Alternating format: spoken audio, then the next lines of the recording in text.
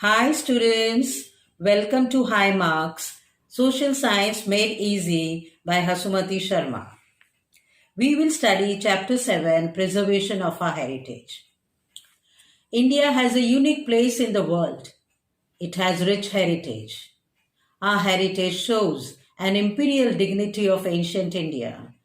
The heritage of India is multifarious, which brings glory to the nation. Cultural heritage accommodates sculpture, architecture, literature, various arts, and natural heritage. Natural and man made factors are adversely affecting our heritage. Our heritage is the identity of the nation. Heritage acts as a guide to decide the direction of our development. It is necessary for the transmission of new consciousness across the country. The errors that have been committed in the past can be rectified in the present, and proper planning in the future can be made. As the heritage is considered as an ideal for the people, it is necessary to cease its degradation.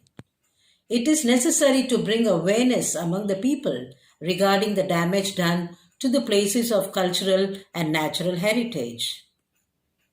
Indian government, Article 51A of the Constitution of India, lays down the fundamental duties of the citizens.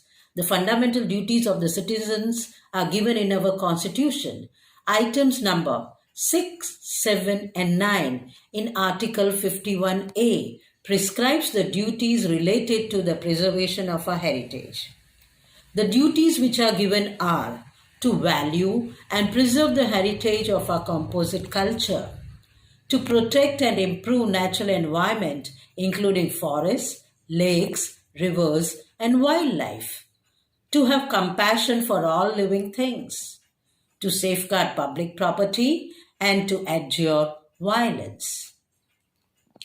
Indian government has constituted Indian Board of Wildlife. It facilitates with material for the conservation of wildlife. It suggests government for the development of national parks, bird sanctuary, and geological gardens, along with the task of creating awareness for protecting wildlife. Wildlife Protection Act, enacted in 1972, gave a firm status to the national parks, sanctuaries, and bioreserves. New national parks, sanctuaries, and bioreserves have been established. The laws of our countries are preservation of our heritage have a wide perspective. There are several societies and organizations like the Bombay Natural Society have been actively taking up the task of protecting wildlife and environment. Strict laws have been framed to stop the destruction of menacing vegetation and wildlife. Natural clubs, Gir Foundation, etc., are also doing the work of preservation of our heritage. Now we go ahead with our role in preservation of our heritage. Central and state government, UNESCO, and NGOs are performing their duties to preserve our heritage. The knowledge of India's glorious heritage has been imparted by teachers in the schools. Common public should gain the knowledge of unfamiliar places, monuments, ancient remains, sites, etc. They should help in the preservation and protection. Schools, colleges, and NGOs should conduct programs like exhibitions, discussions, seminars, speeches in order to create awareness.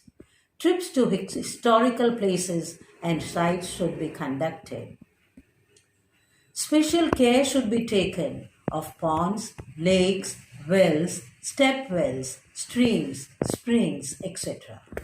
Special care of Malav Lake of Dhalka, Ranini Vav of Patan, Well of Chapane, Bhimrao Well of Mehmedabad, Naughan Well of Junagadh, etc. should be taken. If the specimen of the architecture, sculpture, and historical monuments are destroyed once, it is very difficult to restore them to the original form. It is a moral duty to preserve and protect our rich and cultural heritage. Do like, comment, share, and subscribe our channel. Do not forget to press the bell icon for interesting updates from our channel.